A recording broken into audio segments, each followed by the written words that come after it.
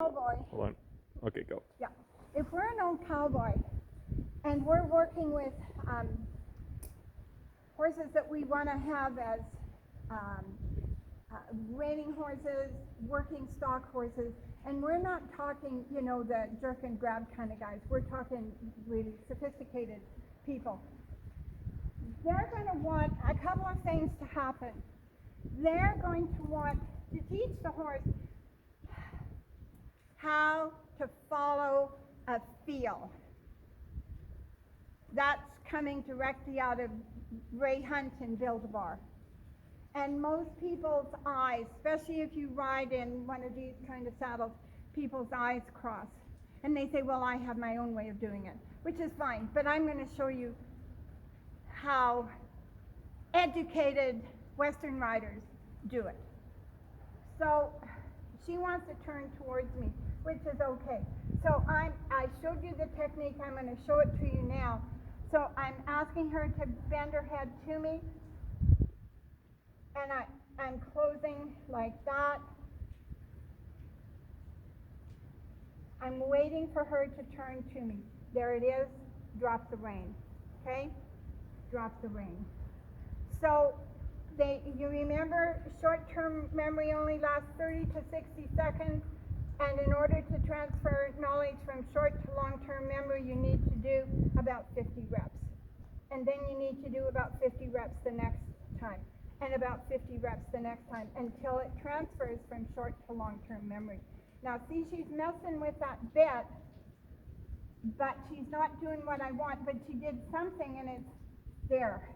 So two things are happening here and it's there. That's what I wanted. So I'm just going to give her a break for a moment. She just had her teeth done. Before she had her teeth done, she never foamed up like that. I'm waiting for her to turn to me. Now the reason this is important with this particular filly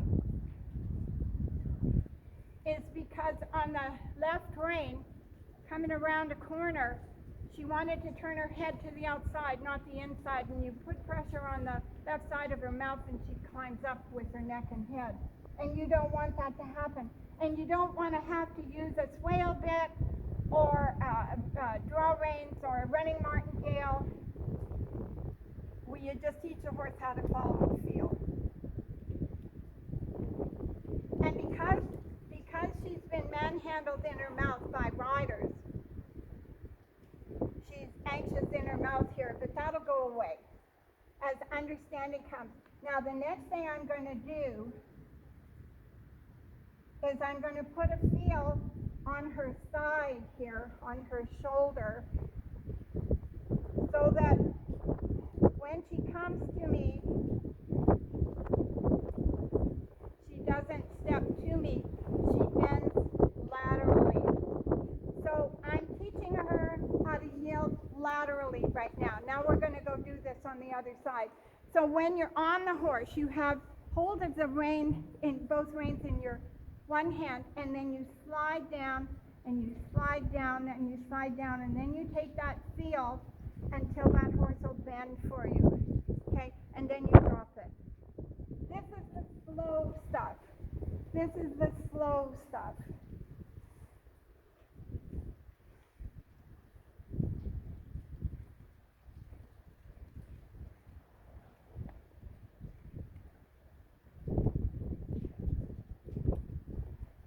So I want the suppleness to come through here, through the occipital, which is the back edge of the skull, shaped like that, and the joint between that and the first cervical vertebrae.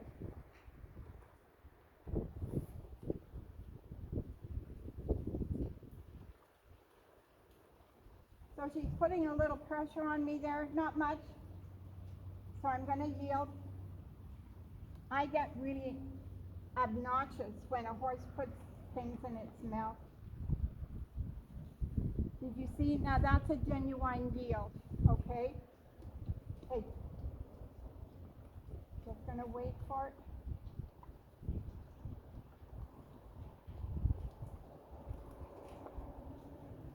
Now I'm gonna ask her to come around and stay. Now, when you're starting colt, you'll bend them, you'll put your hand here and you just keep sliding that rein until you can actually reach down and rub the face. She's long past that stage. So when you do this enough, I'm going to give her to you now, Danielle, and you can go get on her, and I'll just keep talking here. Okay. Do you want me to grab your hat, though? I'll go get it when we're done. Okay. You go ahead and get on her. So what you do, once you're on, now we've got the wind. What you do once you get on is you take the buckle end of the rein and you slide two fingers so you can pull it up through your hand, and then you put a feel on both sides of the horse's mouth at the same time, and then what the horse will do is bend longitudinally, so they'll come on the bit. And as you do that, especially if you're riding one of these horses that you want to develop as a reiner or a cutter, then you want to let the rein come longer, keeping that feel, so that they'll reach way down. And we do that with our English horses too, so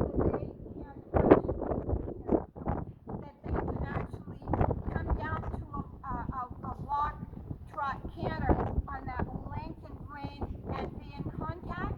If you're in a dodgy situation, maybe you've just had your jumping round and there's a whole bunch of people in the warm-up ring and you're trying to cool your horse off, and I cool off with walk, trot, canter to work the lactic acid out of the muscles. And you want that horse long and low, but there's too much going on, so you want a little feel so you can bend it to the inside just to help him get through a tricky situation. Maybe somebody's horse is jumping around or whatever. And so, yeah, so we've got Danielle getting on the horse. I'm going to go get my hat on so my hair is driving me nuts. And we'll carry on.